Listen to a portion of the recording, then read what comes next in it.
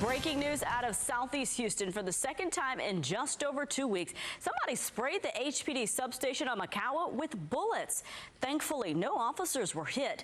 Police Chief Art Acevedo says those involved have been arrested and an AK-47 type rifle was recovered. He tweeted he plans to release more details about what happened later this morning. 2 men are in the hospital, 1 dead after a shooting in Northeast Houston. It was about 10:30 last night when someone called police saying a man was bleeding on their patio. That man ended up in the hospital in critical condition. Then police officers followed a blood trail and found 2 other men shot nearby. One of them was dead. Police have not given any information about whether they've arrested anyone.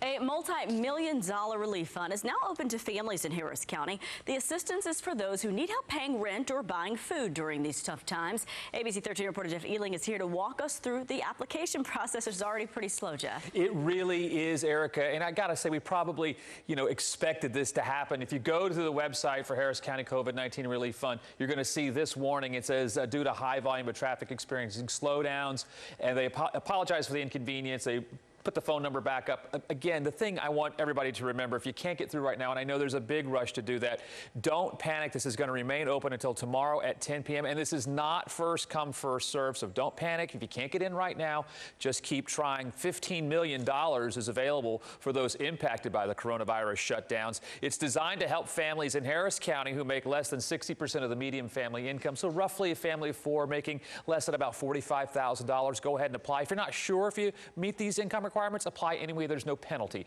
Now, once you apply, you'll then be selected to receive the assistance, and you should find out by Friday if you were selected. And at that point, your application will be verified. For those who are approved, they can expect to receive somewhere between $1,200 and $1,500 per family. And we're told that there's enough money to help about 20,000 Harris County families. The best we can do is to make sure that the funds are awarded fairly and that they are given to those who are most need. That is the most we can do, given that it's impossible to help everybody. And there is always such a great need. Anytime these relief funds are announced, we know that people are just going to rush out and try to be the very first in line to get this done. Again, this is the website, COVID-19 Relief Fund for Harris County, but because of the high volume of traffic, they are experiencing slowdowns. I know it's frustrating. The phone number's on there as well. Just go to our website, ABC13.com, to find the link and the phone number. Again, not first come, first serve. You got a couple of days to get your application in, so take a deep breath and just keep trying. Reporting live, Jeff Ealing, ABC 13 Eyewitness News.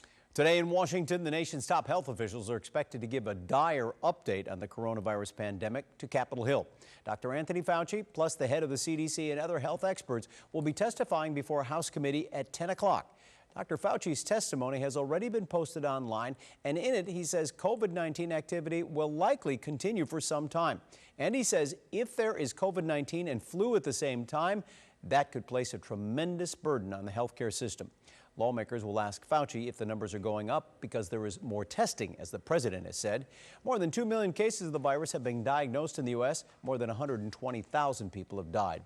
And amid the surge in patients, Texas Children's Hospital has now told us they will allow adults in. ABC 13 reporter Charlie Acevedo joins us about the concern about spiking cases here in Texas. Charlie? Yes, good morning to you, Tom. Well, as you said, Texas Children's did confirm they will be accepting adult patients at their hospital. This all happening just shortly after Mayor Sylvester Turner held a press conference yesterday talking about Houston and their COVID-19 cases, and he described it as moving very fast in the wrong direction. Now, the hospital, they shared this statement with us about their decision. I'll read it to you in part. Quote, Texas Children's is committed to providing additional capacity through ICU and acute care beds across our hospital campuses to take on both pediatric and adult patients. Now, Texas has set a record for COVID-19 hospitalizations for 11 straight days. As of last night, more than 3,700 patients are right now in the hospital across the state. That number only continues to grow and has been growing steadily since June 9th.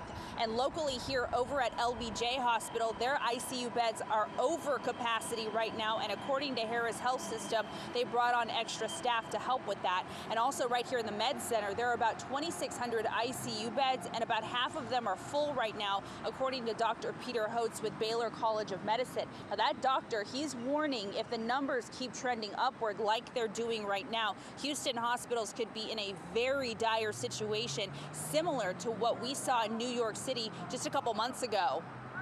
So one of the reasons that I'm speaking out about this is I want to prevent that situation for our city. I don't want to see a massive surge in our intensive care units. And I know Mayor Sylvester Turner and our county judge, Lena Hidalgo, are very concerned about this situation.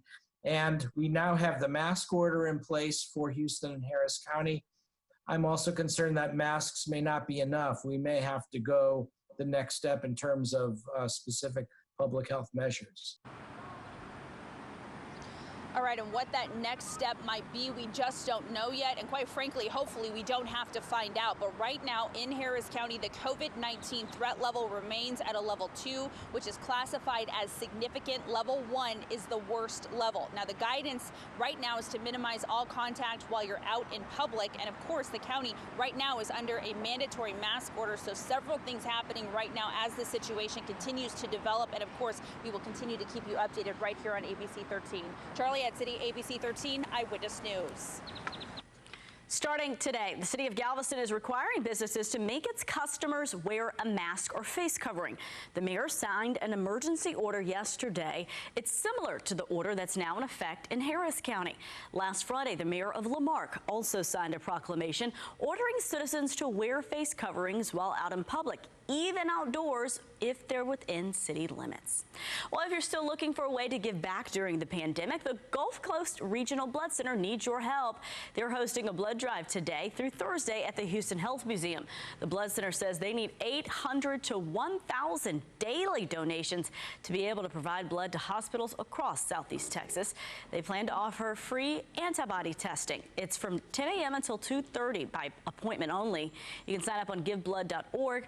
All donors will receive a free guest pass for 2 to visit the Health Museum, as well as a free T-shirt. All right, 7:07. Lead us checking your forecast. Yeah, another round of strong thunderstorms. The severe weather threat today is isolated once again, similar to yesterday, and it will continue during the overnight hours into early tomorrow morning as a frontal boundary slows down or stalls across Southeast Texas. We're going to have to monitor this complex of storms coming in from the hill country this morning. By the afternoon, it will combine with the sea breeze and allow for more widespread showers and storms for that evening commute. You combine that with that frontal boundary, and we've got a lot of moisture to work with. Plenty of instability as well. This could lead to some rapid rises in some of our bayous and creeks, along with some potentially significant street flooding. So we'll have to monitor that for you during the afternoon and even during the overnight hours, as those rain chances and storm chances are still anywhere between 60 to 70%. Latest computer models are painting out 1 to 3 inches for many locations. We could see some isolated spots similar to yesterday, up to 5 inches. That's why the Weather Prediction Center has parts of our area in that moderate heavy rainfall stage. So scattered street flooding issues will be most likely for us today and tomorrow, with most of that coming to a close as we get toward the latter half of the week. We won't be dealing with those heavier or higher rainfall rates, but we are still going to be dealing with some thunderstorms Thursday, Friday, even into the weekend. As some of that moisture lingers, it is going to combine with that Saharan dust, and possibly not seeing that dust really starting to thin out until we get into next week. All right, that's all the time we have. We hope you have a great Tuesday. You can always stay up to date with us on our website and our app. Have a good one.